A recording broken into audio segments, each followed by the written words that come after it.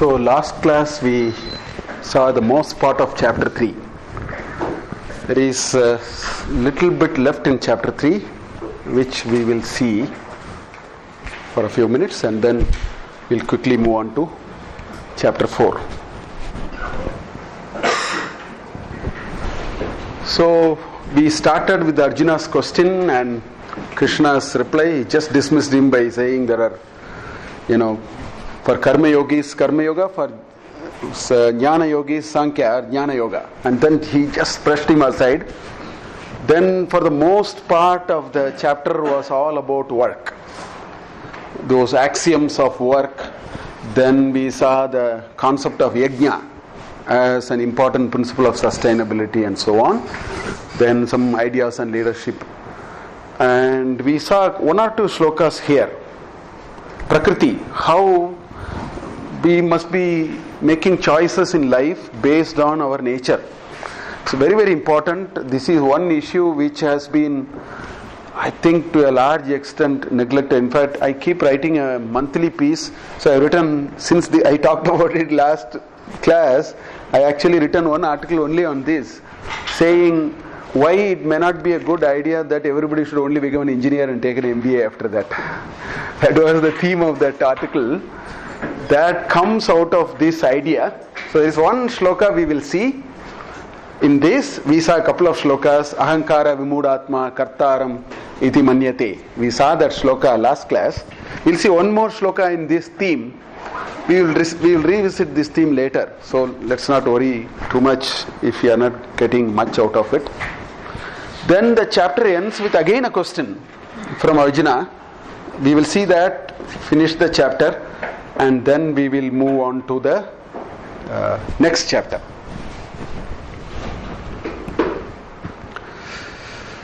In fact, one of the nice thing about Bhagavad Gita and one of the nice thing about the entire, varnashrama, the varna, chaturvarnya, comes out of this. It is a basic idea in which is mapped very approximately by the modern methods of trying to write a job template, trying to write a skill set, and then when people apply, people are asked, please check whether you have. Same ideas are coming out of this basic theme, that every one of us have a swabhava. We have a swarupa and swabhava. The swarupa is the Atman. That doesn't change. But on the swarupa you layer it. That becomes swabhava. And that swabhava brings that sense of individuality, which must be different from every one of us. We may be, the siblings in a family, still we ought to be different. And, according to us, it is not surprising, because we all carry a long bag with us in several janmas. That is what is manifesting in every time. Anyway, so those are the arguments with which they say who should do what kind of a work, which is completely quoted out of context and which is understood differently. So in one or two places we'll touch on it. Here it is only a preamble to that. So this is the last shloka in that stream of thought, where it says that it is very important for every one of us to know what is our nature. There are no testing mechanisms for these things available, because these are all inside, not outside. So I think it is time well spent. As we grow old, I think we should ask, what is my inherent nature?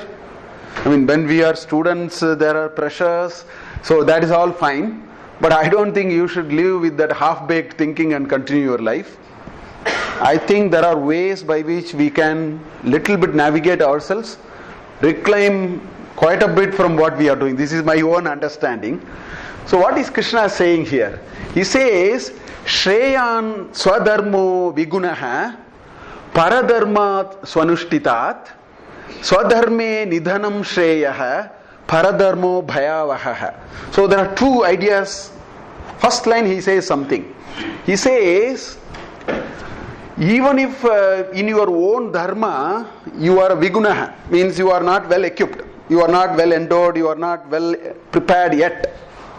It is dormant, it has not manifested, that's the meaning.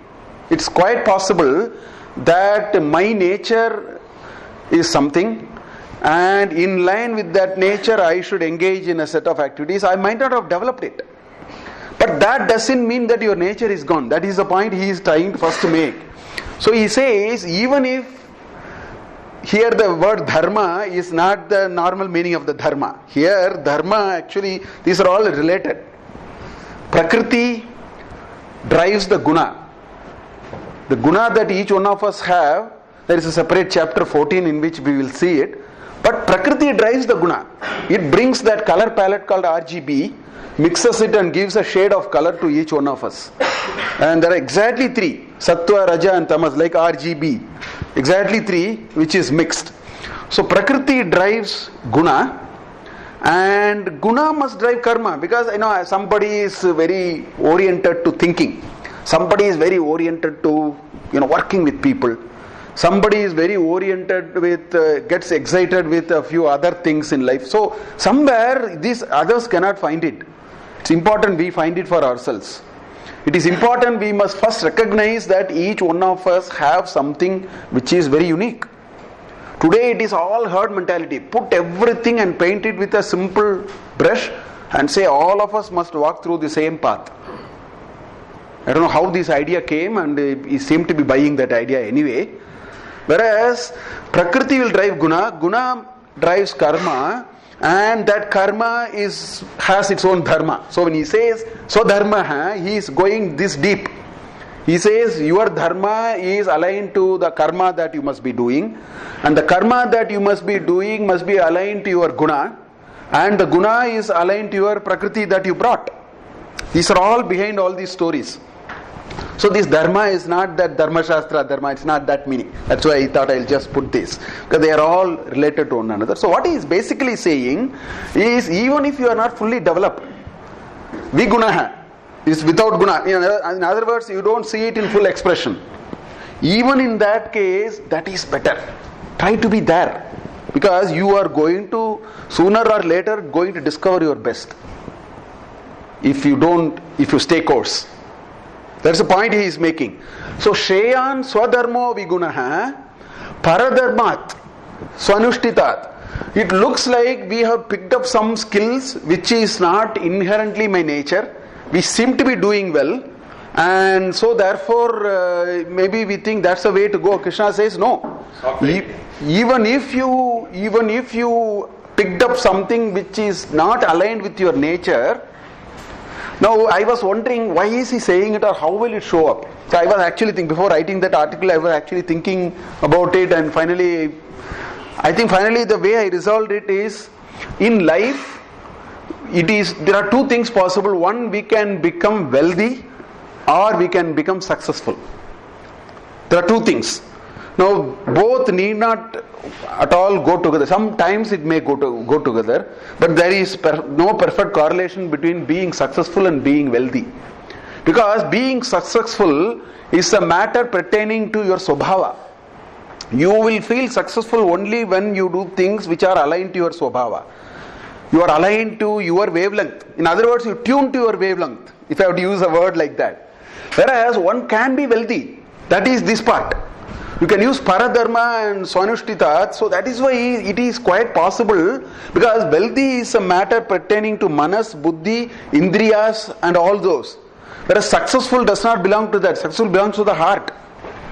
So fulfilling the heart and is much different ball game than fulfilling the other things.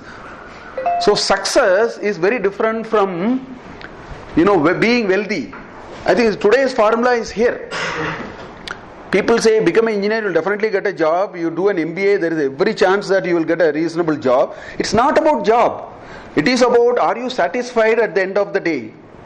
When you hang the boot, are you satisfied? This question has to be asked when we start the career, and slowly we should start thinking about this question. I don't think we can just push the question to the background and say let us worry about it later. Then we will end up saying we seem to be a little defeated in life. That is the point he is making. Paradharmat swanushtitat, compared to that, Shreyaha swadharmo vigunaha. Now to emphasize this point even more, he goes one more step and says, Swadharme nidanam Shreyaha. meeting death, Nidanam is death. You don't have to necessarily exactly, translate it as death. I think the message there is, even if you meet defeat, not that much of, these verifiable things outside, but as long as you are aligned to your Swabhava, you will have much more, courage to take it and go forward. So he says, Paradharmo Bhayavaha. I was reading a nice commentary. One of the nice commentary in Tamil is by Swami Chidbhavananda. It's a very good commentary in Bhagavad Gita. One of the best commentaries in Tamil is Chidbhavananda. So I was reading his commentary. So he gives a lot of examples he gives. That's why I like it. So he says a farmer, the example he gives is, he says a farmer, even after the crop fails 10 seasons, he will hold on. He will be able to take that. And he says, if somebody from somewhere, he says, some more money, let me do farming and come, one failure they will run away. Like that, approximately that kind of an example he gave. The point is that when we are in Paradharma, our ability to handle adversaries will be very, very limited. That is introducing a lot of other challenges in life. So that's what Krishna is saying, that because in our scheme of things, when moment you walk into the spiritual thing, death is the last thing people are actually worried about. It's just a milestone. It's not a full stop, it's only a comma. It's just a comma. Death is only a comma. It's only a milestone in the soul's journey. So death and all, nobody is bothered. If people understand more and more of it, bothered in the sense it doesn't, really. That's why he says, you might have not been able to succeed, but your Swabhava will only strengthen, and Swabhava will take you further where you need to go. That is the point he is trying to make here. So there are a few slokas here where he introduced this concept, because this is a chapter on work. So he has introduced the concept here, saying that please understand, the choice of what we do must be aligned to our Swabhava. That is the only limited point he wants to make here. He picks this idea in future chapters and says many more things. But here, since it is about work, he wants to also talk about this aspect of how do we decide what should I be doing. So he says, Swadharme Nidanam Shreyaha Paradharmo Bhayavaha. I was reminded of this definition by Charaka Samhita. See how he has, this is about 2500 years old text. Look at how they have defined health. Swasthya. Right? Swastaha is one who is healthy. That's a Sanskrit word. So he defines swastha. How? He says swasmin sthane, swasmin karmani, swaswarupena sthiyate iti swastaha. He says you be yourself, you will be healthy. Simple definition. The swabhava is swastha comes from swabhava. You just see the word is swa. Swa is one's own. So the definition he has given is swasmin sthane, you be where you have to be. Don't be in a place where you should not be. Meaning don't do things which it doesn't align with your swabhava. That's the meaning. Swasmin sthane, swasmin karmani, swaswarupena sthiyate iti swastaha. This is the simple definition. What is being healthy? Be yourself. Don't be something else. Moment you be something else, you will have stress-inducing diseases. This is what he defined, in terms of what is healthy. Because that is what it is. We should be tuned. This whole frequency must be tuned to that frequency to which we should be aligned. Any other frequency is a problem. That's what this definition is. So is there a relationship between your swabhava and the vasanas that come from it? Yes. The swabhava is manufactured only out of the vasana. But sir, fluctuations in ambitions, vasana, is it not difficult to find out what is the exact swabhava of oneself? No. There are, the superficial fluctuations can happen, but the vasana by definition is the kernel of what you are. That is your nature, that will not change. But temporarily on the surface something can happen. That doesn't change unless we make an effort. So the whole story is, now if this is this simple, then we may say, can we now change this composition of that kernel so that we liberate? So that is the argument. Rest of the argument goes there. If you are willing to buy this argument, then the next question is, then can we change this complexion of this RGB? If you can, and do it in a way that we can get rid of some of the things. That is the whole argument. So the kernel changes slowly, doesn't change just like that. That's why in Viveka Chudamani, first thing he says is, even if you have Vairagya, after Shata Koti Janmaha, Shata Koti is 10 power 9, lifespan is 100 years, so 10 power 11 human years is the effort required to change this RGB, is what he is saying. So the point is, it's not the number, let us not worry about them. Point is, there is a conscious change possible. That's the only way you can wriggle out of, otherwise you will get stuck into this cycle again and again. So these are some of the arguments which we will see as we go along. What's the last part of that? So first is where you are, second is what you do. Karmani was the first. Swaswarupena, you reside in your Swarupa. Each one of us have a Swarupa, it's colored with Swabhava. Can you reside on your Swarupa? That means, many of these disturbances will not affect you. Can you be in Samadhi a little bit? Can you withdraw yourself from these disturbances? That is the idea. Swarupa doesn't mean you have physical appearance. No. Not at all. That is impossible. Whatever you do. Because of those 6 things. Asti, Jayate, Parinamaya, Vardate, Parinamayate, Sirshyate, Mriyate. You can't do anything. You can adjust it a little bit. Nobody can run from that 6 fundamental laws of Janma, Jara, Vyadi, Marana. That path you can adjust the length a little bit. No technology will, I think, solve that problem. It is a basic property, na? It's like saying, petrol will not be inflammable anymore. It is like saying like that. It's an intrinsic property which you cannot change. So the chapter ended with a question. This question I spoke in the first week itself, when I talked about how ancient Indian wisdom is all about asking relevant questions and so on. So after all these, Arjuna again asked a question in the chapter. The question is, Atakkena prayiktoyam papam charati purushah anichanapi varshneya baladiva niyojitah. So he asked Krishna that people do all kinds of mischiefs. Papam is undesirable things. Depending upon the degree, you can take the word whichever way you want it. I broadly say undesirable things, or inappropriate things, or whatever. He says, why do people actually engage in this kind of activities? Then he asked, actually he didn't ask why people are doing. He says, who is forcing people to do? Kena prayuktaha ayam. Who is pushing him into this state of behavior? That's a kind of a question. Why did he ask who is pushing? Because the second line reasoned why he used the word like that. Because second line says, Anichanapi Vashneya, hey Vashneya, this person a little later after committing the sin would have actually said, I didn't want to do it. Why did I do it? That's why he said, it looks like somebody is pushing him. Anichan, his Icha was not there. Vashneya, Baladiva Niyojita. It looks as though with force somebody is pushing him into making him the victim of situation. So that was the question which Arjuna asked. Why he said, because this happens to all of us quite often. We do something and then little later we think we could have avoided it. We could have not done that, spoken that word, or shouted and all that. Next day morning, that night and all, we think. So that's the question. He says, who is pushing it?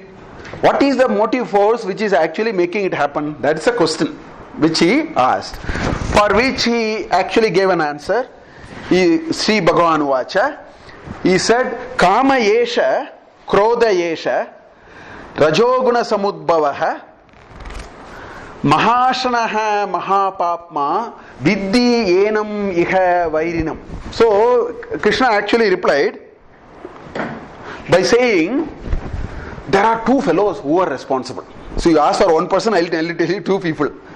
There are two people. He has figuratively created a form out of a force. Basically he is talking about a force, but he has made a form out of it. He says Kama and Krodha. This fellow called Kama and this fellow called Krodha. These 2 fellows, and where are they coming from? They are coming from one of the 3 RGB called Rajoguna. Sattva, Raja and Tamas. It comes out of a Rajoguna Samudbhavaha. So from the Rajoguna, as long as we have Rajoguna, we will have this. That's the point he is making. Kama and Krodha comes out of Rajoguna, and what is he tries to give some adjectives for this force. The first adjective he uses is Maha Ashanaha, eater. He is a grand eater, which means it can consume any amount. You give any amount, it will consume. That is called, it's called Trishna. See, in Bhajagovinda, Ellabase Nijakarmo Patam, Vittam Ten Vinodesham, then first it says Trishna. Danagama Trishna. Muda Jahihi Dana Agama Trishna. The word Trishna actually is a word, the meaning of the word Trishna is if you have thirst, let us say, it's called Pipasa in Sanskrit. Patum Ichati iti Pipasa.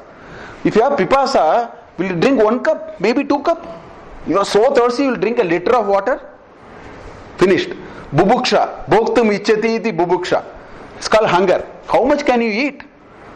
Maybe if you are very hungry, you may eat a little more than what, but all of them come to a stop. Trishna is something which will never end. That's the meaning of word Trishna.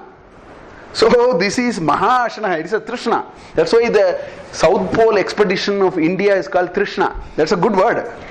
The people must have Trishna, otherwise they will never reach the South Pole.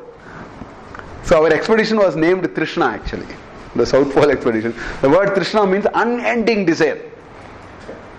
So normally, thirst, hunger, all these you can stop. But accumulating wealth, position and all, you don't have to stop. You can keep on going unless you destroy yourself. Until then you can go, or some other moderating force can come. We don't want to on our own stop. That is Mahashanaha. It's the grand consumer of everything. Mahapapma has the greatest potential to generate sin. So the root cause for generating sin lies here is what Krishna is saying. Mahapapma Vidyi. Know it to be like that. Enam. Enam is reference to a thing already made. Here Kama and Krodha.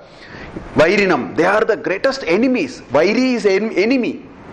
Please understand that the two greatest enemies to you, every one of us, is Kama and Krodha. If you go in there are a few shlokas around it. I am not going over it. If you tasya vasham na gachet is all that he says. He says you will be in trouble if you do it. These are the ones which are actually creating this problem. Actually, Kama and Krodha are perfectly two sides of the same coin. Please understand. Because anger is nothing but an expression of my anxiety that my desire is not fulfilled. Anger and desire are actually two sides of the same coin. The more desire you have anger and fear. Fear is that, will I not get it? That is a fear. If I don't get it, I will get anger. So there are, the 6 forces are all related. I have a slide in which I will show all those. But anyway, so that's what he says. Then he explained how this is happening. The rest of the chapter, there are 5 shlokas. And in the 5 shlokas, he goes on to little more detail in which he explains how these 2 forces are actually operating. See, every one of us are made up of 3 gunas. All of us are made of 3 gunas. It's only a question of the proportion. That's why I use the word RGB. It is much easy for us to understand. You can mix these 3, red, green and blue. You can get any shade of color. That's exactly what we are. The RGB for us is Sattva, Rajas and Tamas. Every one of us is made of these. Depending upon the proportion, the shade is different. So that's the science behind why you are different from me, why he is different from him and so on. It's explained through that. One of them is Rajas. So if the proportion is more, it will be dominating. What does it mean? We'll have to wait for chapter 14. Yeah? Now as we go along we will see it, because there is a way in which we should. Desire and anger, isn't there a good side to them, a functional side to them also? Like anger motivates us to action, desire gets so much energy. No, our definition of desire and no desire is simple. Anything which, for example, if I have a desire that I want all the slum children in Bangalore to get educated, that's not called desire in our scheme. Dharma avruddha, in chapter 7, Krishna says, Dharma avruddha kamosmi aham. All kama which are not violating the dharma, you can see me there. So the desire has a meaning. Desire means at the expense of the system, I want what is in it is only for me. Primarily it should drive my. That desire. So this classification is very different. And anger? So therefore anger will come, na? So if No, but is there a good side to anger? Useful side to anger? no, not necessarily. No, that's what again the same definition. Oh, it's anger on behalf of others. It is the reference frame with which you have to define. It's not a blind neutral definition. Just like desire. Anger also has a. So you can now know this anger is good, this anger is not. So a mother slapping the child for not eating the food is not anger. That doesn't fit into the definition of anger by this. The kind of definition which I said. So that's the reference frame. So there are 5 shlokas, but this is the best shloka because in a way slowly it builds to this shloka. That's why I thought I will use this shloka. And he says, why is the Rajoguna, how is it forcing you to, go out of control? They all explain. Finally it comes here. Look at this shloka. It says, Indriyani paranyahuhu, Indriyebhyaha parammanaha, Manasastu para buddhihi, Yo buddhehe parataha tu saha. So there is a master-slave relationship which is being defined here.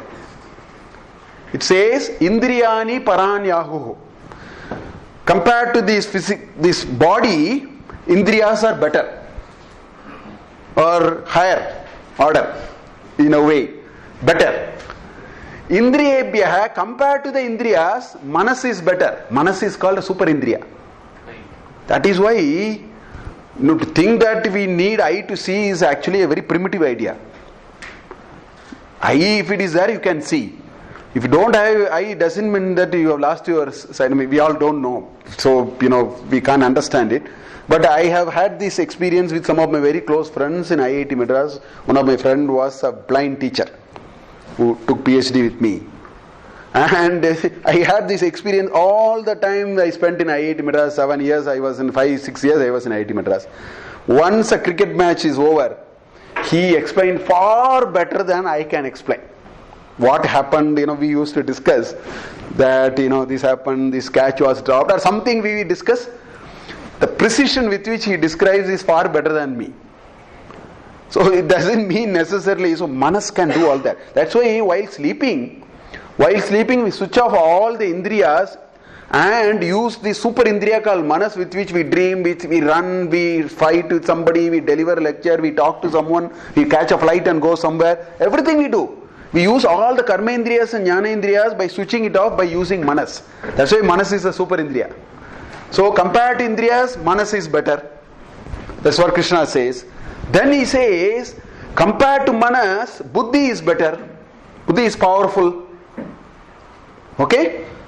Then he says, even compared to Buddhi, there is a person who actually activates all of them, which is the soul. Saha. That person, that is the...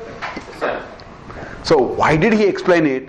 The point he is making is, there is a master-slave relationship here. It also talks Panchakosha. This is Annamaya Kosha. Then Indriyas come in a Pranamaya Kosha. Then Manonmaya Kosha. Buddhi comes in the Vijnanamaya Kosha. Then this Anandamaya Kosha. So in a way, that is also getting mapped here. But what is he trying to say here? He is saying that this is a strict order of control. If you violate the order of control, all the mischief will happen. Now how do you explain it? In Kathopanishad, the same shloka is there, but there is a beautiful another 2 shlokas which explains it even better. There's a nice shloka called Buddhim tu Sarathim Vidya. I'll take that shloka from Kathopanishad. Same shloka, but with another 2-3 shlokas which explains it even better. So I will take that to explain this. And with this shloka, I want you to remember this all the time. It actually explains this. This is not a very to me it is a very powerful imagery after I read this shloka. So very powerful imagery that you can think in your life. Look at this shloka. It says, Atmanam Ratitam Vidhi. The person who is sitting in the chariot is the Atman. So there is a one-to-one mapping now with us and this Parthasarathi photo you see here. There is a Adhikari sitting. That is the soul. Okay? Shariram ratamevatu. The chariot is the sharira. That's what the Yama is telling to Nachiketas. Right? Shariram ratamevatu. Then he says, Buddhim tu saratim vidhi. You need a charioteer, na? So that is buddhi. Okay? Manaha pragrahamevacha. The control. Reins. The horses, right? That's what he says. Indriyani hayanahu. These are horses. So the indriyas are the horses. See how beautifully he is explaining this concept. The indriyas are the 5 horses. The horses have the reins. The thread, na? That is the manas. And the thread must be in the hands of the charioteer. That charioteer is buddhi. And the chariot is the body. And the person who is sitting in the chariot is the Atma, Jiva, that Paramatma who is the Jivatma now. And we manifesting as Jivatma, the soul. Right? And Vishayan steshu gocharan. So where will this chariot go? Where will the horses go? Vishayas. The world of objects outside. That is the path in which the journey is being made. That's what Yama is saying. Right? So, Atma, Indriya, Mano Yuktam. So the soul, along with the Atma, which is the soul, along with the Indriya and the Manas. Manas means Etal, Buddhi, Iddhi, all are included. Because you can't, in a meter, you can't write everything again. So you have to understand it. Bhoktaha iti ahuhu manishinaha. So this is how we consume the world. This is how we consume this world of experiences. So he is giving a nice simile here. So the point is, life is a journey. That's what Krishna is saying. Life is a journey towards fulfillment for all of us. Although our notion of fulfillment we sometimes know, may not know, but we don't disagree with this statement. Only disagreement is our idea of what is fulfillment. There we can have disagreement. But we don't disagree with this idea. Now the chariot is the body. Please understand, chariot has no motive power.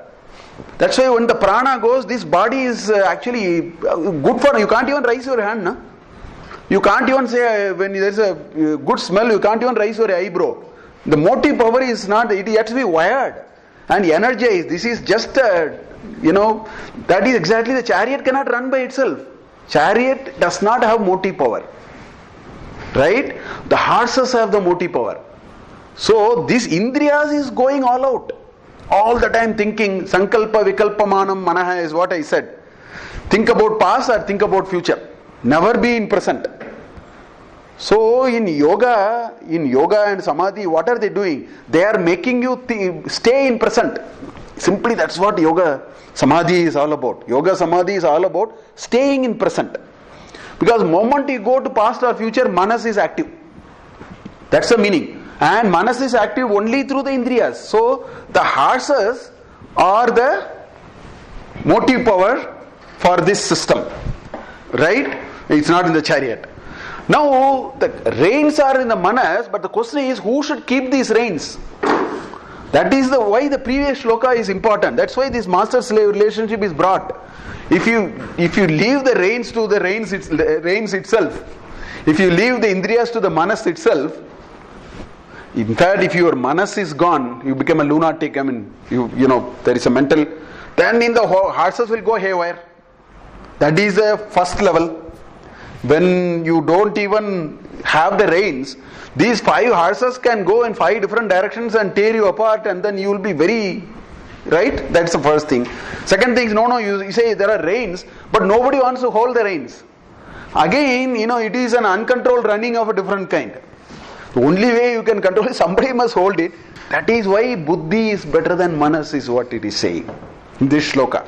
So I think a best way to understand this shloka are, we can give an imagery to Parthasarathi photo now. Every time you see Parthasarathi photo, you should remember Buddhim tu Sarathim Vidhi. That is the punchline there. That the charioteer must be in place, otherwise this journey will never be made. This journey will never be completed, and the journey will be very undirectional. So all that we saw in 2nd chapter also, how senses will take you like a boat being tossed in the middle of the ocean, you can understand it here. So that's all. Those are all the things he says with which he ends the chapter here actually. So he says at the end of the day, it is all about saying, can you rest the control? Manas cannot be let by itself. That's why, if we are very mind oriented, we will be full of trouble. Because we are very conscious of something, we are upset about somebody saying, we always think what others think about us. These are people for whom the reins is not given to the buddhi yet. It's very important that the reins must be given to some control. So people who are very mind driven will have a lot of problems. Because they get tossed very easily. That's what Krishna he says. That is all can create problems of different kinds and so on. With that there's one more shloka, 43rd shloka, with which he ends the chapter. So Om Tatsaditi Srimad Bhagavad Gita so Upanishatsu Brahma Vidyayam Yoga Shastre Sri Krishna Arjuna Samvade Karma Yogo Nama Tritiyodhyaya. So with this chapter 3 is over, where there is a lot of emphasis on work, lot of emphasis on axioms of work, the great grand concept of yajna, why our nature and our work must be a little bit aligned, and then buddhim tu saratim vidhi. These are some of the very important messages, where some direction to how do you organize ourselves in the name of work. Now moves to chapter 4. Yeah.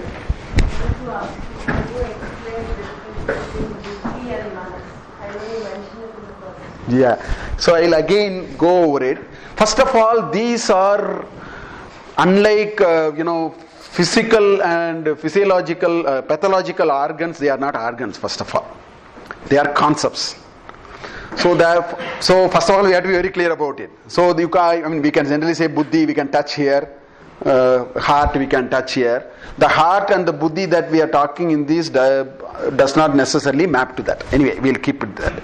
So essentially, my own understanding, which I think it will get expressed a little more in chapter 13 when we see, is the world of stimulus and response is what we are.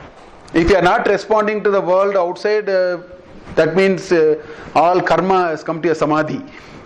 So now we are talking about, I am actually replying to you, I'm engaging in a work and so on. So this whole world of stimulus and response is moderated through the mind. I gave an example also, I'll take that example again. There is a person asking for alms. So when he comes in front of the house and asks for some money, now some decision has to be taken. Now the chain of events works like this. Moment he asks for the alms, the Jnanendriyas bring all the stimulus inside, which means you heard it, you saw it. So you made a judge, so you saw it, you heard something, all that, there is a vocabulary, there is a syntax, all those are there. So the Jnanendriyas get this message. In fact, to check whether this message, even to make sense of these messages, there is a database called Chitta, in which these are all mapped, and then we understand there is a beggar who has come, is asking for some money. Now this passes through Manas only. The Manas is the dispatch clerk sitting and doing this. Now there is a response to be given. And whatever response is given through the Karmendriya. You either shout at him, use this Karmendriya, or you chase him away, you probably use this Karmendriya, or give him 5 rupees. So the response is again moderated through the Karmendriyas, stimulus is moderated through the Jnanendriyas. Now the person who is sitting and then taking it in and giving instruction is Manas. It's a conceptual idea, Manas. Now the question is, how will this Manas take the decision? This is the question now. Now let's take this beggar. Now this is where the buddhi will come. The buddhi is a very objective kind of idea, concept. So the buddhi will give you 100 scenarios, perhaps. It will say, if you give, first of all you say you are giving less or you are giving more, that is possible. And you gave yesterday and you are giving today. And then the buddhi will also say that if you give, this fellow has a chance to come tomorrow. The buddhi will also say that it's an act of kindness to give, no matter how many. So all these are objectively supplied by the so-called buddhi. Again, it may tap on the chitta and use all that, and it will throw this. Question is, who have to now take a decision? Right? In these shlokas, the Hridaya has not come. Normally the Hridaya has to be also associated. So here the Buddhi must actually relate to Hridaya. Now, there are two references from which you finally take a decision. Either the Manas calls the shot or the Hridaya calls the shot. So if the Manas calls the shot, it may not have compassion, it need not have sympathy, it need not have the act of kindness and all are valued up to a point. Some other thing may be valued. If the heart takes the control, so this control that we are talking about, so in other words, these are concepts and they are all interplaying like this when we respond to situations in life. That's my understanding of this Buddhi, Manas, Hridaya, Ahankara, Chitta and all. We'll see it in 13 also a little bit more of this. Okay, so we'll move on to chapter 4 now, which is called Jnana Karma Sannyasa Yoga. So chapter 3 was Karma Yoga and chapter 4 is called Jnana Karma Sannyasa Yoga. So Krishna is raising it to the next level.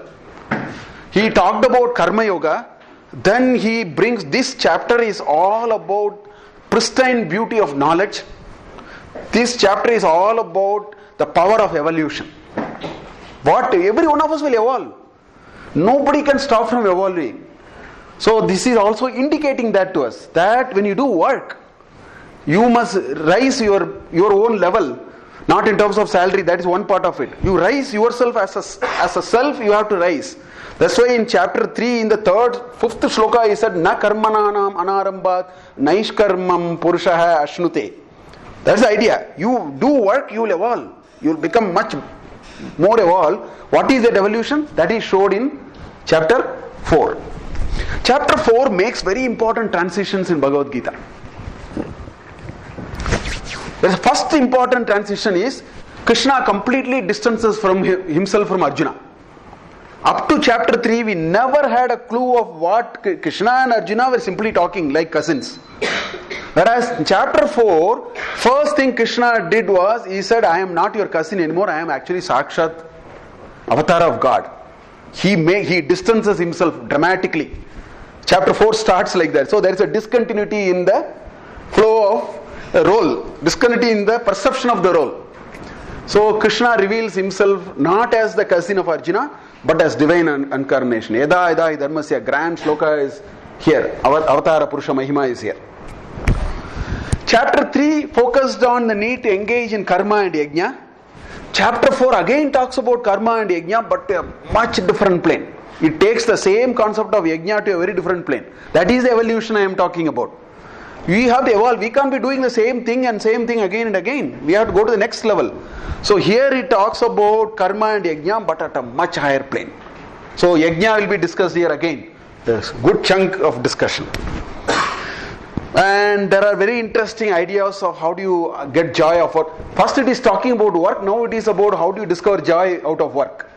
All those are part of it. So it's all transition from one level to a much higher level. It's about evolution in our thinking of what we should be doing in the name of work. That's what chapter 4 is about. So main messages in the chapter, there is this concept of Avatara Purusha and the relevance of Avatara Purusha, practical steps to enjoy work and attain freedom from drudgery of work. This is the central issue for every one of us. Work is drudgery. Somehow we are stuck there in varying degrees. So he is actually coming again from a very different perspective and argues it a little differently. Deeper ideas on the concept of yajna, and then the connection between work, karma and jnana. That is brought out. The last 12 shlokas, wonderful shlokas on yajna. Great ideas. Nahi jnanena sadrisham pavitra vidya. Every one of that shloka can inspire people who are really after knowledge. So I keep telling research scholars, please get inspired by these shlokas. Nahi jnanena sadrisham pavitram iha vidyate. Sarvam karma kilam partha jnane parisamapita. Grand ideas on what this knowledge is all about. He talks about in the last 12 shlokas actually. There are some nice choice of words. There is a word called Rajarishi.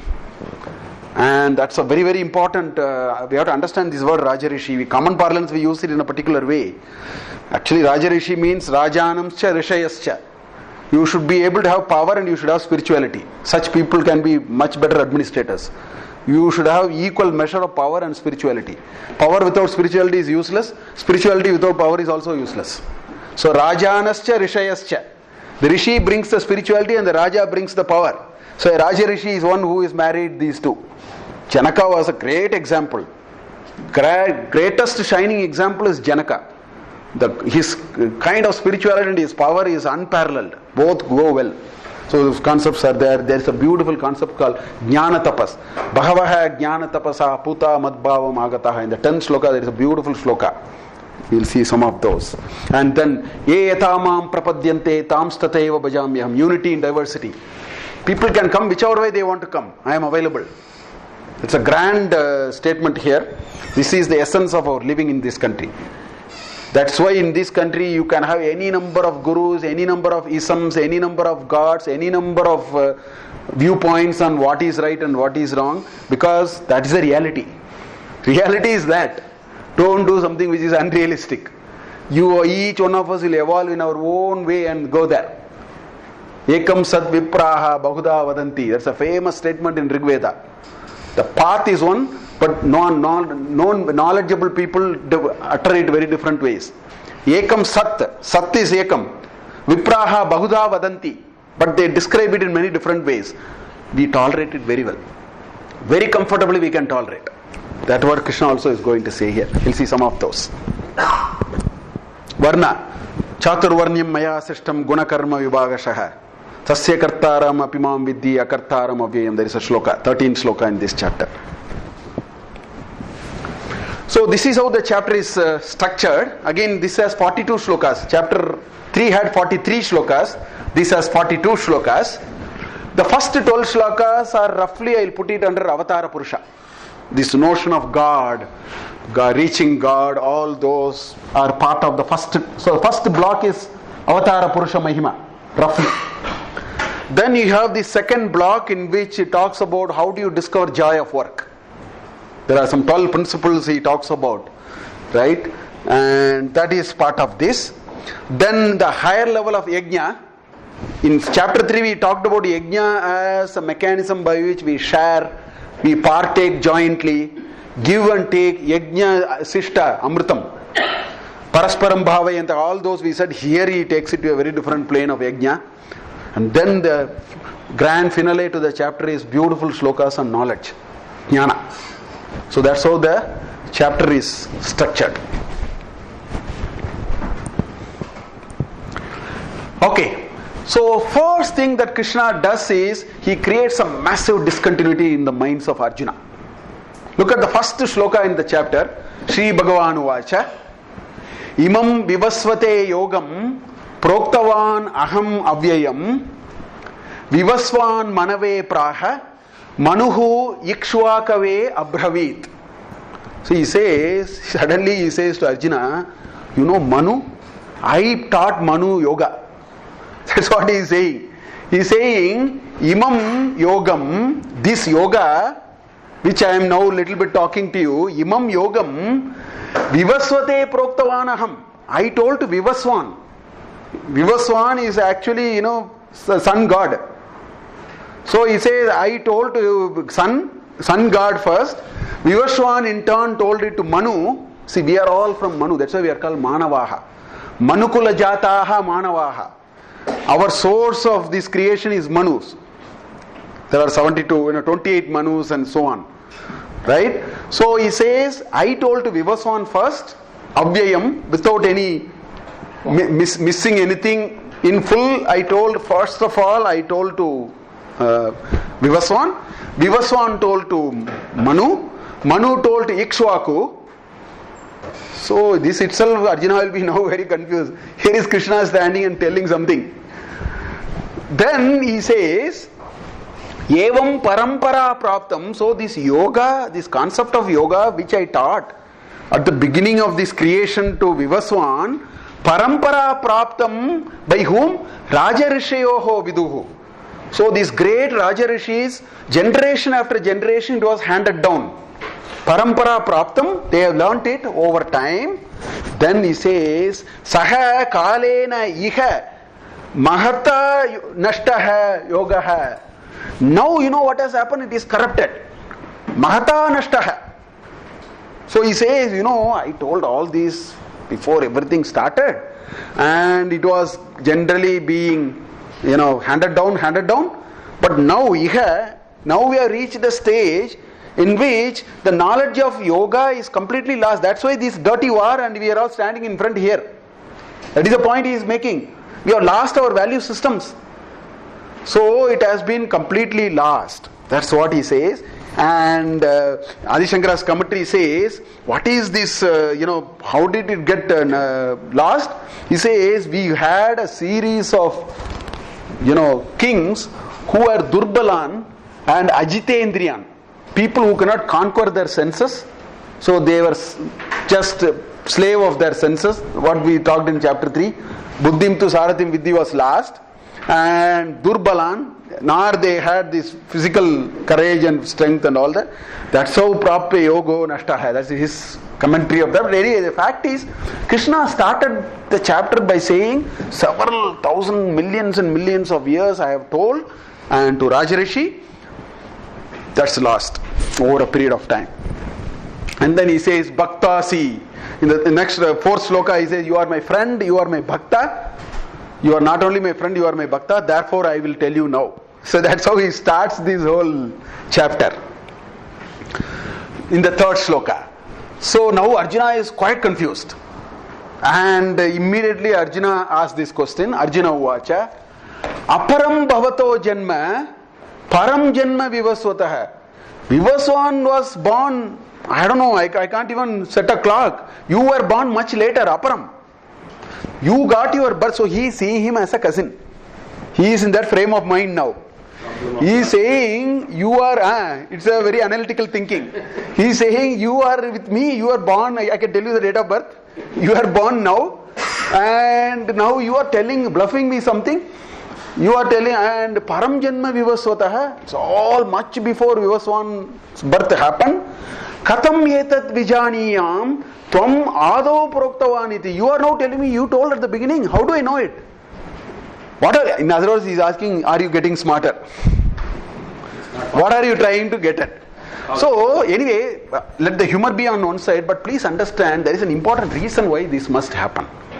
See, so far it's all some introduction, simple ideas. We have 14 more chapters to go. Right? We have 43 plus, this is, leave it. 43 plus 72 plus 47. That many shlokas have only gone.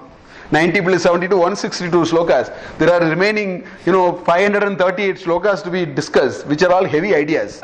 So my understanding is, if you want to tell something profound, the person who is saying must be at a higher pedestal first. Otherwise, there is no value to it. And it will not go. Because the effectiveness will not be there. Na? Both of us sit and converse, this will not be also very effective, but still we are out of some other compulsion, we are doing all these. So, if some important things are to be told, the teacher must raise. That's why, our Sampradaya also, people who tell Bhagavad Gita should have sadhana. Not Bhagavad Gita, anything they say, you practice a little bit here before you say. Otherwise, it's not like, management or, operation management or operation research. Here you can get away, you can say. These are all not like that. So the reason I think he is recusing himself to a much higher plane is the idea is very profound. The gravity has to be created first, otherwise it will not flow. That's one way. But secondly, there is a beautiful idea of Avatara Purusha which is coming out of this question. So he goes on to explain who I am. He said, you don't know when you are born, you don't know when I am born. Those are all those 5-6 shlokas. I'm not getting there. But we'll go to the 7th shloka, which is that Yada Yada Hi Dharmasya. That is the answer he gives. So Krishna replies to him. Krishna says, Yada Yada Hi Dharmasya Glanir Bhavati Bharata Abhyuttanam Dharmasya Tadatmanam Srijamyaham Paritranaya Sadhunam Vinashaya Cha Dushkritam Dharma Samsthapanarthaya Sambhavami Yuga Yuga. So let me explain why this avatara happens. Rather than saying I am an avatara, that is not a very interesting answer. The answer is, what is the logic behind the avatara? That is far more interesting. So that is why he brought this. He says when dharma goes to its lowest ebb, dharmasya glanihi yada yada hi bhavati. Whenever the dharma is deteriorating, I will come and then restore it. So he says, I will come now. and to abhyuttana, to lift it up. Uttana is lift. Abhyuttana is, it is emphasizing it. The abhi is visarga, which puts more pressure into the meaning. So abhyuttana is really firmly lift it, kind of an meaning. Abhyuttanam dharmasya tada atmanam. So I will take birth at that time. I take a human body whenever I find that the forces are deteriorating. Equilibrium this is according to the control theory. This is what I used the same shloka in the first chapter, and I said this is what is control theory. It's all feedback loop and control theory and equilibrium and all those are here. Actually, another way to understand is that way. Because he says paritranaya sadhunam, because sustainability has to be an important thing. So the role of this divine force is to create, is not to bless us with, this is one level of thinking. The role of a divine force is to restore this sustainability as long as this, Prakriti must reside. Then you can bring Pralaya and take it out. Until then, the sustainability is the key job of divine force. That is what is being told here. Paritranaya sadhunam vinashaya cha dushkritam dharma samsthapanarthaya. I will re-establish these deteriorated forces. You can see, to me this is the most inspiring pair of shlokas, one of the most inspiring pair of shlokas in Bhagavad Gita. Because you will see it in everywhere in your life. From the smallest thing to the highest thing. You will see it. What is the smallest thing? When the child, is adamant, one day we give a slap. The cycle comes down. From such a simple thing, this is omnipresent idea. When, these fellows play too much with the Lokpal, you will get a AAP and Anna Hazare into the system and bring it to another level. This is a very grand concept. We have to appreciate this concept. So, Avatara Purusha again for me is not Rama and Krishna. It is this concept. That's why I very jokingly say when there is a gridlock on the road, one person from Bilekali comes and then restores this traffic. He is, to me, an embodiment of Avatara Purusha in that sense. Where he restores that equilibrium there. Each one of us sit aramse and see what is to be done. Maybe switch off the engine and sit. And these days we can't switch off the engine because AC has to run anyway. So even that may not be possible sometimes. But the point is, this is the concept here. So there is a grand concept. He says, sustainability is the only job of divine forces. Sustainability can take in any form, in any shape, and at every level you will. So you have to see divinity everywhere. If you understand divinity like that, you will see divinity by the moment. At home, at an outer place, here and there, you will find these forces will play. This is a much grand statement of that idea. So that is why I am coming here, and that is why I am actually avatar of Mahavishnu. So that is Avatara Purusha Mahima.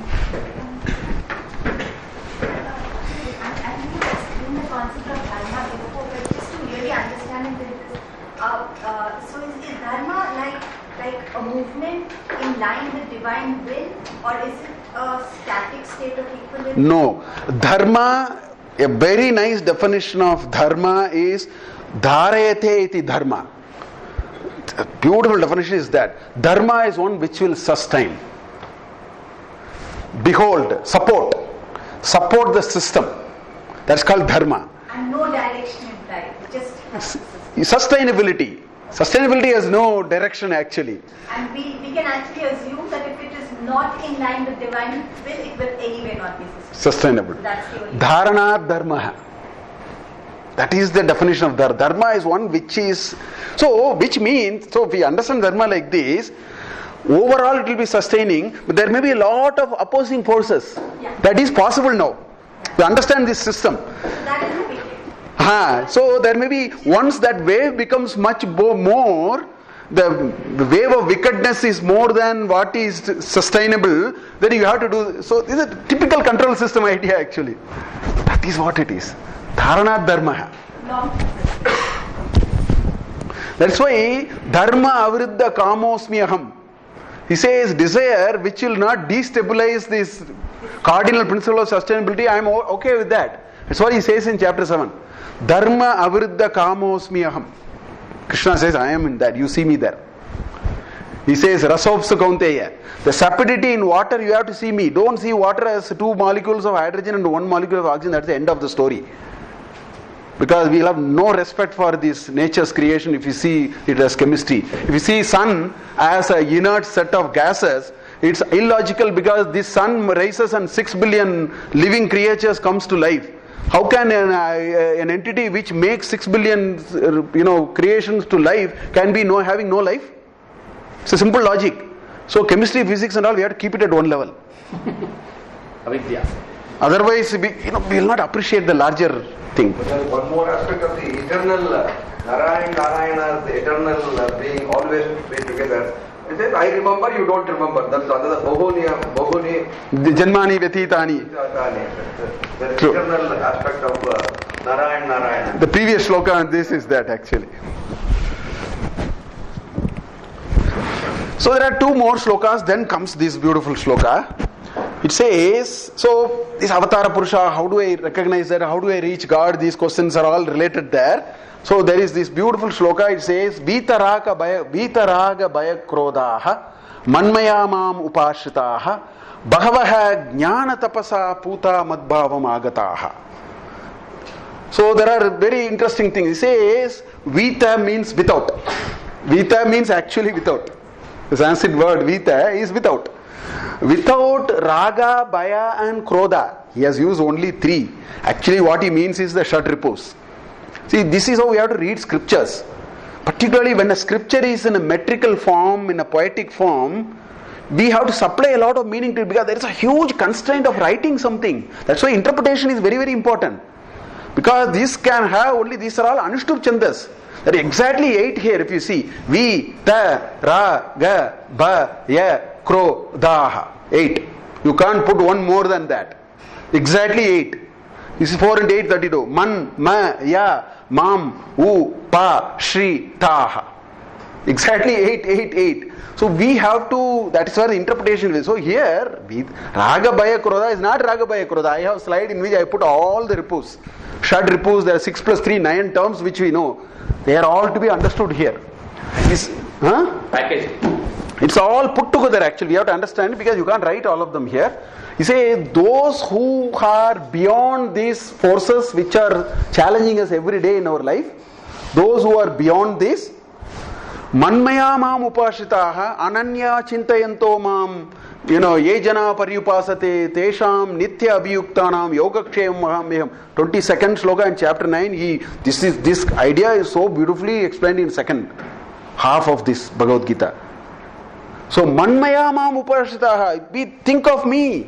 In fact, honestly, most of us have no time to think of God. In extreme stress, we think of God. That he said in chapter 7 again. He said, Chaturvita mam bhajante. Right? Artha, arthi, jignasa and jnani. Bahunam janmanam ante jnanina mam, Vasudeva saiti mahatma sudurlabha. All that he is saying in chapter 7 anyway. So manmaya mam upashitaha, this will happen only when this goes. If this is there, we will have no time for this. This will come and go. And Bhagavaha, so he says it's not an utopian idea. A lot of people have come. I am not telling you a fancy utopian idea.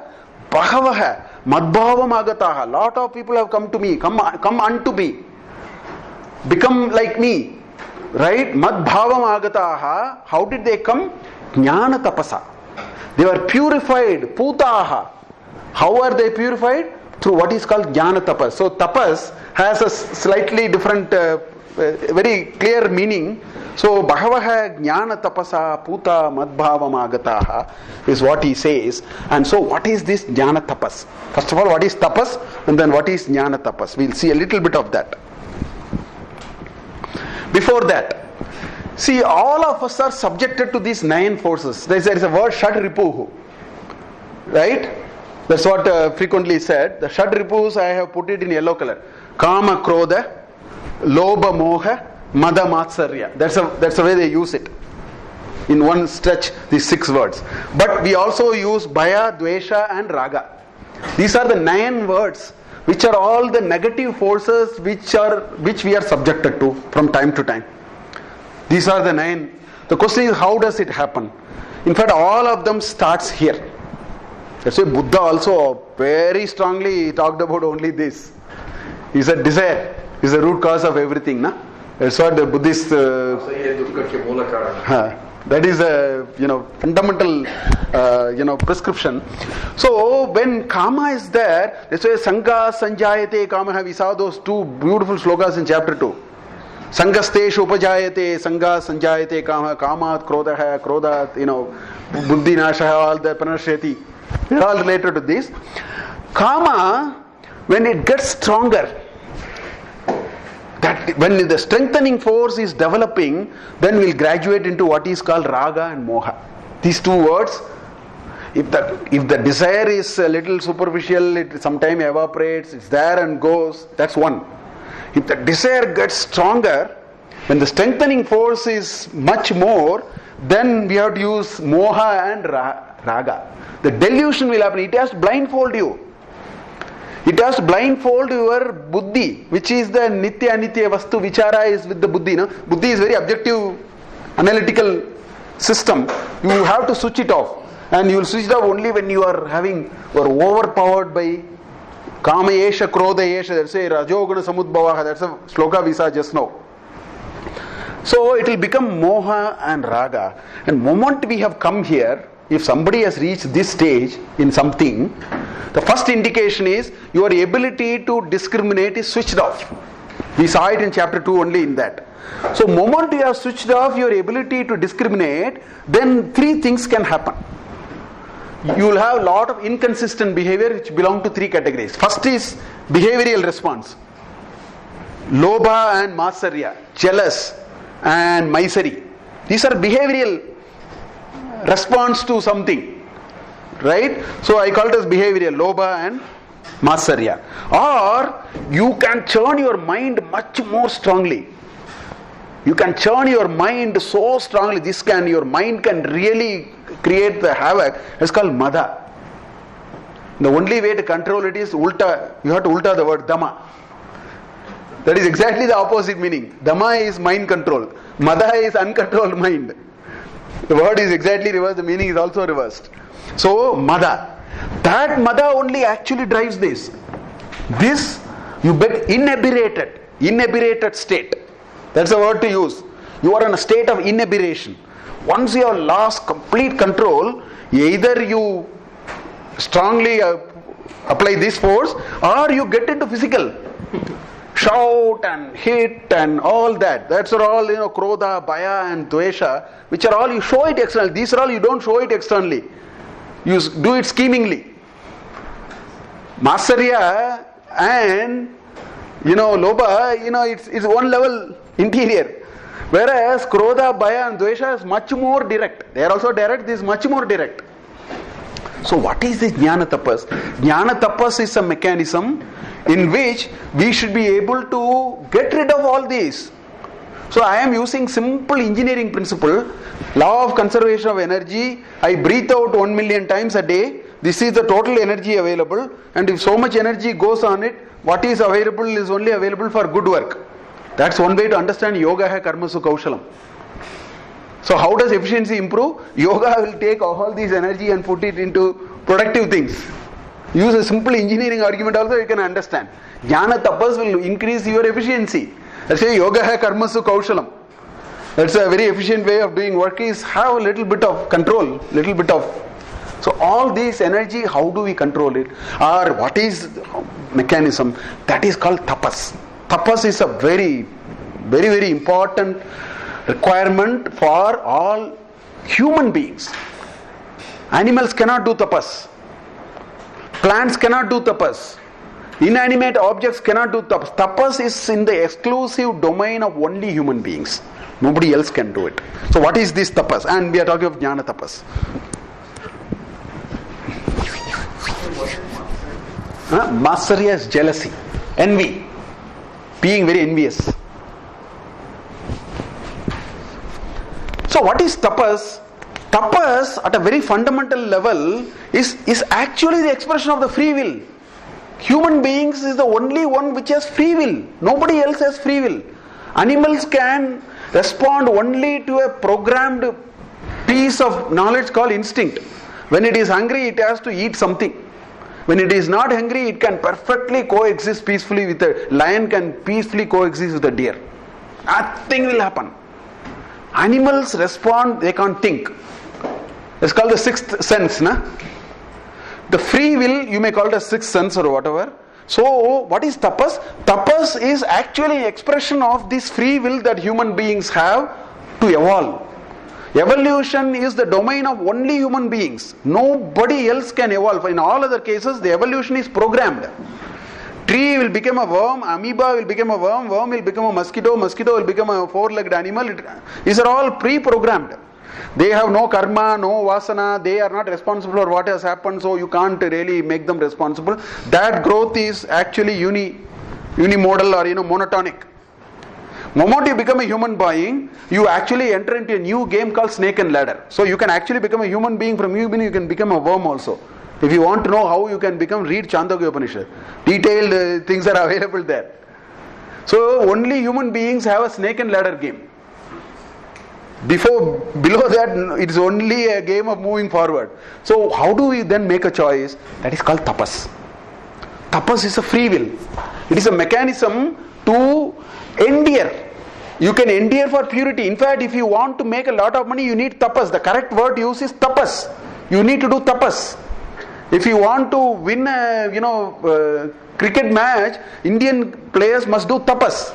That's the meaning of tapas. It is concentrating the mental energy, taking this mental energy in a very concentrated fashion on something is called tapas.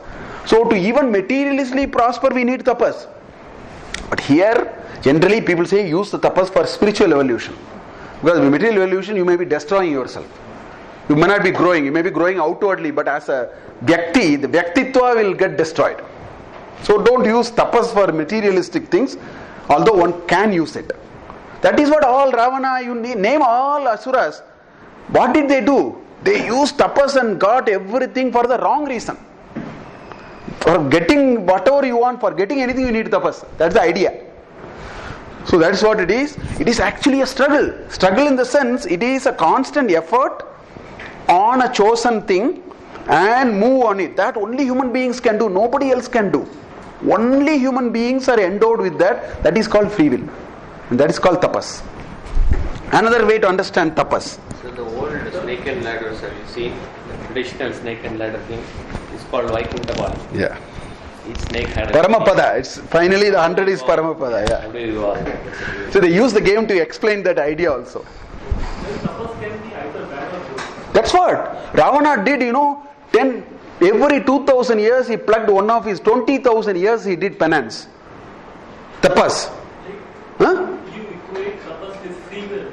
More free will we have, more karma we create, and difficult it is to get. No.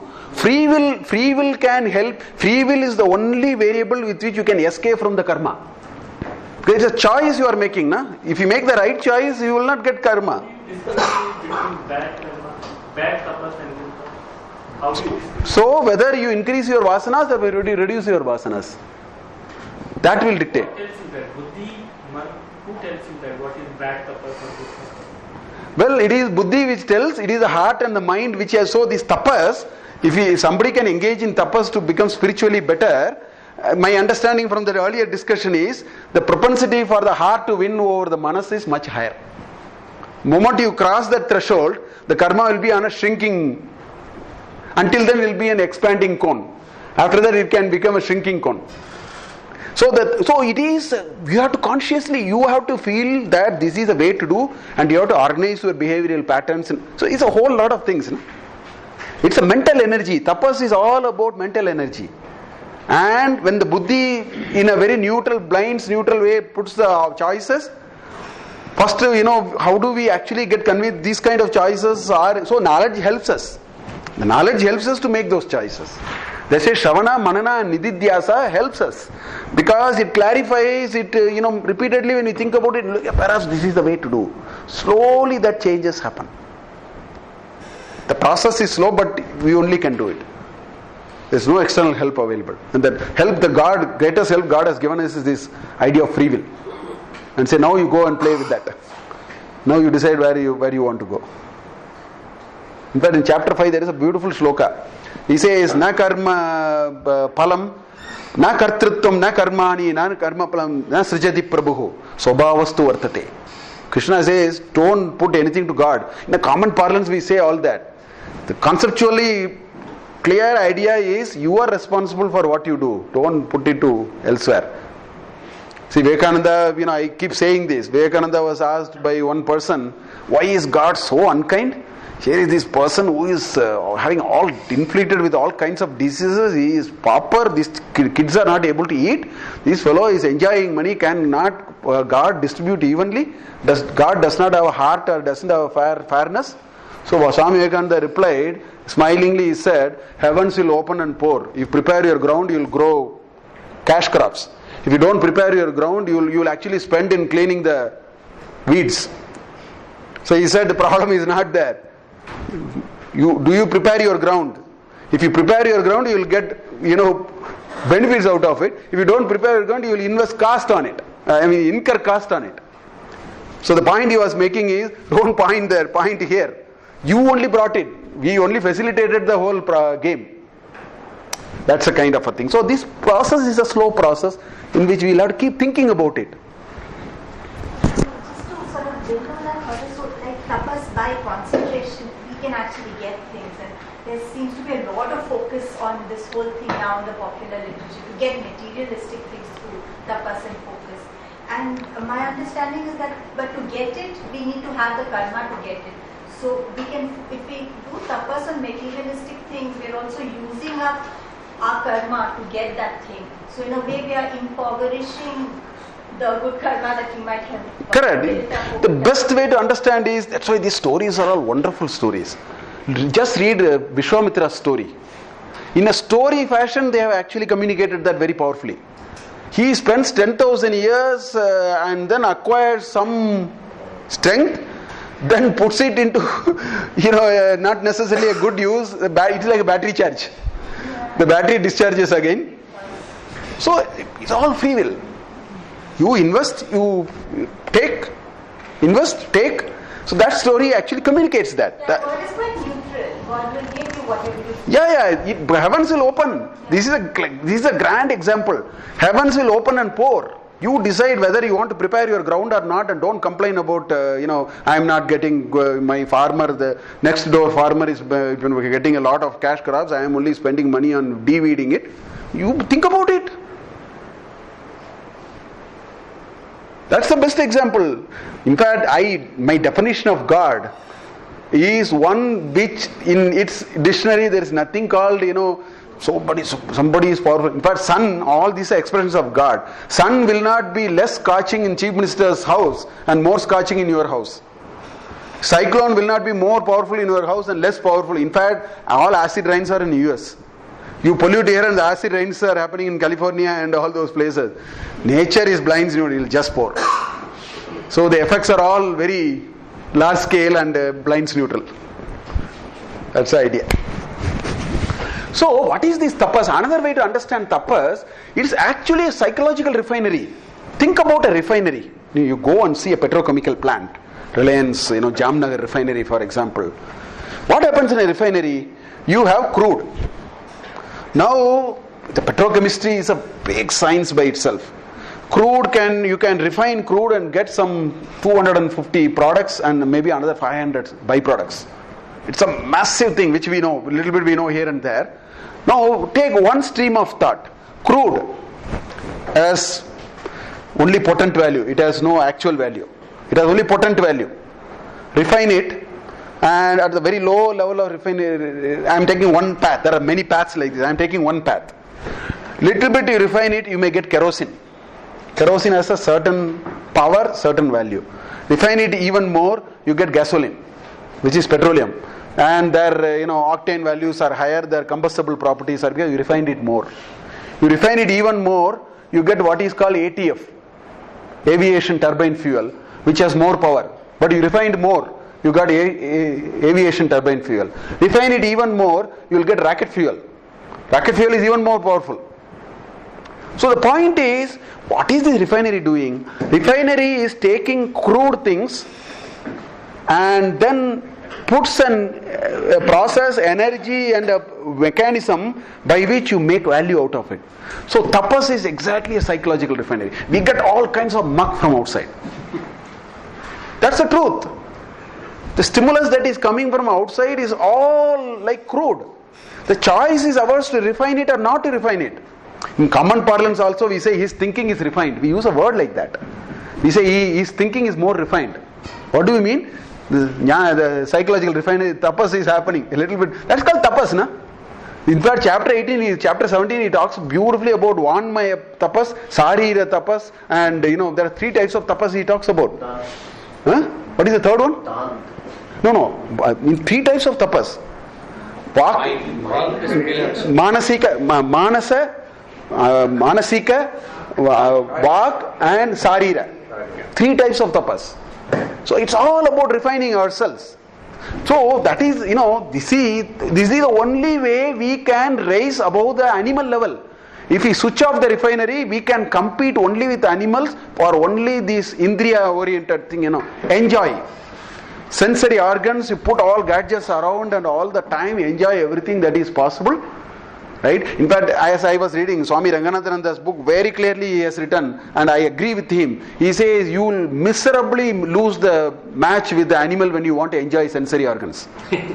He says you will lose whatever you do. By Prakriti, animals' enjoyment, if there is a meter with which you can measure, you will be paling in comparison. We seem to be fighting there. We seem to be spending more and more time on sensory enjoyment. That's why I keep saying, we switch off all gadgets, we will actually go nuts actually. Because we have to constantly feed to these sensory organs. Something I have to keep seeing, something must keep on going. I should see, at least I should like it or dislike, something I should do. Something I should keep doing all the time. Otherwise, that doesn't seem to exist. Whereas, that is the power God has given only to human beings and nobody else. This is an exclusive domain of human beings, called tapas. So it enables us to transcend the sensory level, because otherwise we are all animal body. The body is, at the body level, it's just animal. It's all physical comfort and pleasures. And if you want to operate at that level, good luck. We will actually lose very miserably in this race with the animals. Concentration of the mind and sense organs is called tapas. To the right cause, that choice we can make, for which we need the knowledge, we need the shravana, we need familiarity, we need satsanga. All these can give us where to. This power is there. Question is, where do you want to focus? It is not available here. That is something which we have to make a choice. Right? And tapas is a way by which you also gain that experience. No? That's the ultimate knowledge actually. That's another thing. It's all reflecting, thinking and so on. So it is an internal focus rather than external focus. It's all about refining thoughts and emotions. That is called tapas. And so therefore you can't outsource it. Each one of us have to do our tapas. We can't outsource it to somebody, because in fact the entire Vedantic argument starts with the first statement, first rule 0 in Vedanta, and evolution of self. What I mean by Vedanta is evolution of us. We should all evolve. First 0th law in that is that not your well-wishers, not your spouses, not your guru, not your father, not your child can evolve you. You have to evolve. Evolution is yours. Adi Shankaracharya in Viveka Chudamani, he says, I cannot borrow somebody's eyes and see moon. Point he's making, you have to. There's nothing like you borrow somebody's eyes and see the moon or something like that. He talks. So that is what this. This is really very profound and powerful. This thing that animal body is meant for physical comfort and pleasures and not us. Because I think as a society, there's so much emphasis on trying to enjoy the physical comfort, and then we get saturated and we're not enjoying anymore, and we actually start asking, what's wrong with me? Why am I not enjoying what I'm supposed to be enjoying? And this is seeming to say, I'm not supposed to be enjoying. Absolutely. In fact, absolutely. The Brihadaranyaka Upanishad is a big Upanishad. Chandogya and Brihadaranyaka are really big. Brihadaranyaka Upanishad, that's why it is called. The last chapter you must read. In that, I have mentioned it in my other Gita class earlier also. There is this, Prajapati and Virochana. These two people go to Indra. Indra and Virochana goes to Prajapati. and they wants to know who are they and these questions, right? So it's a beautiful story. It conveys exactly what we should do. Because I jokingly say we are only Virochanas now. I keep saying this. The story goes like this. So they stay there, and then after so many years, there are some numbers, 25 years, some numbers are there. Every 33 years. So I don't remember those numbers anyway. So he says, come after so many years. So both of them come. Then Prajapati says, ask both of them to come completely dressed up as much as you can. Come completely, how much ever you can dress up and all that, he says. Both of them come. Then he says, there is a lake. He says, go and see, you know who you are. Question is, who am I? The Ramana Maharishi kind of question. Go and see there. This is how the story starts. So Virochana and Indra both go and see there. And they say, such a beautiful body with all ornaments and very nicely robed dresses and all that. So both of them now knew who they are. They are nothing but this such a beautiful body and with all its nice things. So both of them went away. Right? So Virochana went back. Virochana is now completely convinced, who am I? For him, I means I should look good, I should dress up properly, I should have nice ornaments and so on. Indra also went like that, but Indra got there are a lot of conflicts in his mind. He said, not possible, because after 20 years I will become old. So there must be something wrong in this. So he comes back. This is how the story is. And then he spends another 25 years, he asks him to do something and so on. So I want to stop the story here. So the point is, Virochanas are those who think that what matters is body and body consciousness and keeping all indriyas and body in good shape, which is anyway not possible. You can prolong it here and there. A few years you can give and take. Even then, with all that, you can walk out and one truck will run over you. That's the end of the story. So with all these effort, I don't know what will happen. That's a different story anyway. So here, that's the Virochana thinking. So in a way, I think unwittingly the Western culture has more moved there, and we are imbibing those ideas. We 100-200 years will figure out. Need at least 200 years. You and I may not be there. Need at least 200 years to figure out that this cycle is, because this conflict will come. Already we are saying this is not what it is, so then the deeper question will come. They are saying, why are you reinventing the wheel? We will tell you some ideas, why don't you look at it? That's it. Then there is this beautiful shloka, it says, Ye yatha mam prapadyante tams tathaiva bhajamyam. Which culture says this? He says, as people want to come, I will receive them. This is what Krishna says. Ye yatha mam prapadyante. People want to come this way. See, I can tell you the shortest way to go from here to Jayanagar is, I will say go left, east and so on. You may choose to actually take a road here, go about 2000 miles up to New Delhi and come back to Jayanagar 4th block. Perfectly alright. If you want to do it, please, good luck. Do it. Is what he is saying. He is saying all roads will lead to me. Some roads are longer. Some roads are dead ends, you will come back. Some roads are one ways, you will return all the way back. All those, you will literally return. Punaravartino jana, brahma bona kridaha, punaravartino jana. In 8th chapter he says, from worm to Brahman will come here back. This is where visa is given finally for eternal release. So, ye etamam prapadyante tams tathaiva bhajamyaham mama vartman vartante manushyaha partha sarvasaha. It's a grand statement. He says, wherever you walk, you are walking to me only. If you are wise enough, take the shortest route. That's what he is saying. Whatever you do, you are coming to me. Mama vartman eva anuvartante manushyaha sarvasaha. Always. Always people will come unto me. But then some people take a longer route, some people take a shorter route, some people straight jump there. Again you want a story for that. That is this beautiful story of Lord Ganapati and Lord Subramanya was asked to. These are all nice stories. The moment you read it analytically, how is it possible that if you go around a pair of Vyaktis, the whole world diameter is so many million kilometers, all that we can say. Sukshma is different there. The Sukshma is to be understood differently there. All Indian stories are like that. You cannot read it just like that and we can only laugh at it and make a fun of it. There are Sukshma. The Sukshma there is, all of them lead to there. That is what is being conveyed there by that small act of that funny thing that is happening there. That's what he says. Mama vartmanu vartante manushyaha partha sarvashaha. This is the unity in diversity argument. All roads lead unto me. Who is saying that? None of the Semitic religion says that. The pagans are saying that. None of the Semitic religion is saying. This country is saying, all roads lead to me. You make your choice. Of course, I will help you with a few choices, but you can still make your choice. That's the grandeur of the statement. That's what, variety is the essence of life, and Vedanta really acknowledges this. One Shanti mantra which we utter very often, such a beautiful mantra which conveys this. I want to utter the Shanti mantra and stop it for the day.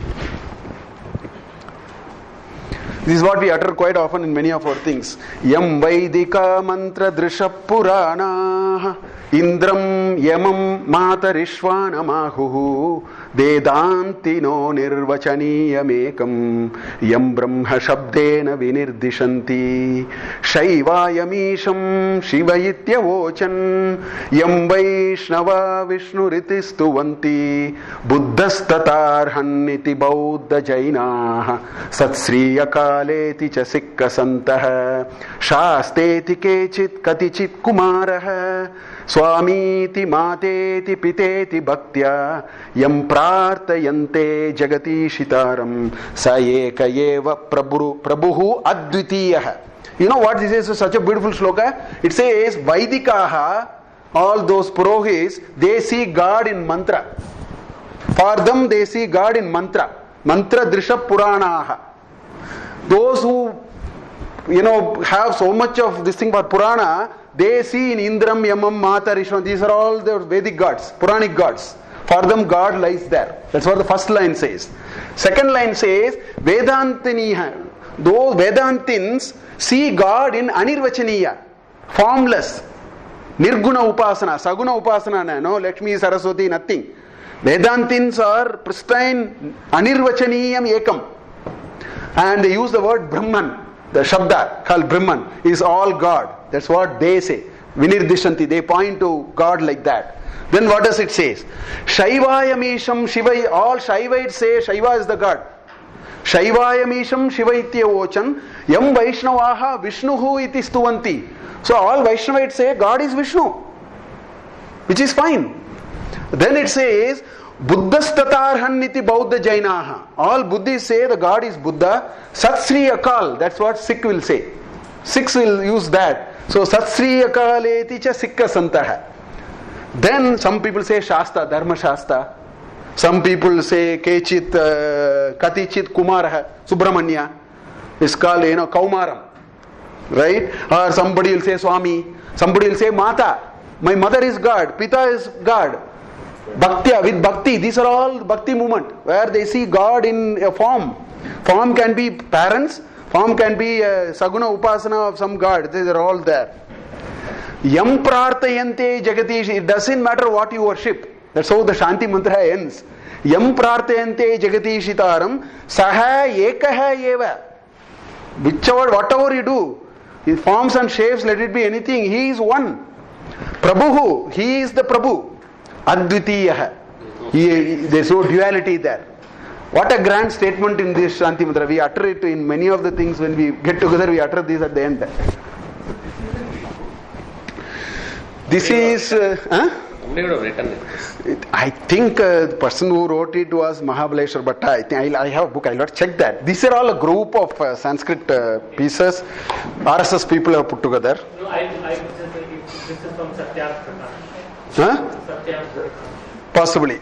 It's RSS people actually, utter this. This is a very nice.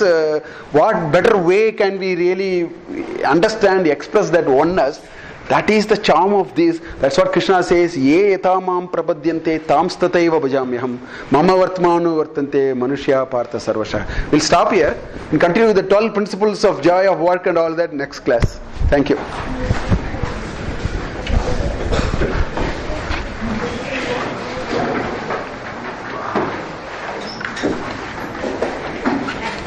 Very nice. I have a doubt it's about like this Swadharma, finding your own dharma is better. So I've been very fortunate in terms of work. I think I've totally found it. So like when I teach, I actually feel like it's like Adhyatma Vidya, all of that. But I don't really thinking in my house. When I do housework, it doesn't come very easily, and it's not like in my swabhava. It's a strain, but it's a duty. So I'm thinking. So I guess I should give preference to duty over the swabhava, right? Absolutely. And be fortunate. Absolutely. So no questioning there. I should just do it. Yeah. Niyatam kuru karmatvam. Some of the duty-bound things have to be done. Irrespective of the swabhava. And anyway, I'm lucky in this side that I've found.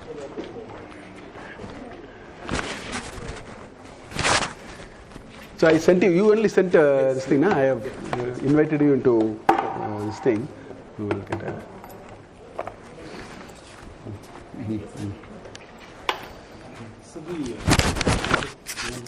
Yeah, no problem, yeah. So in the third chapter you said you were ending, right? So you, whatever is your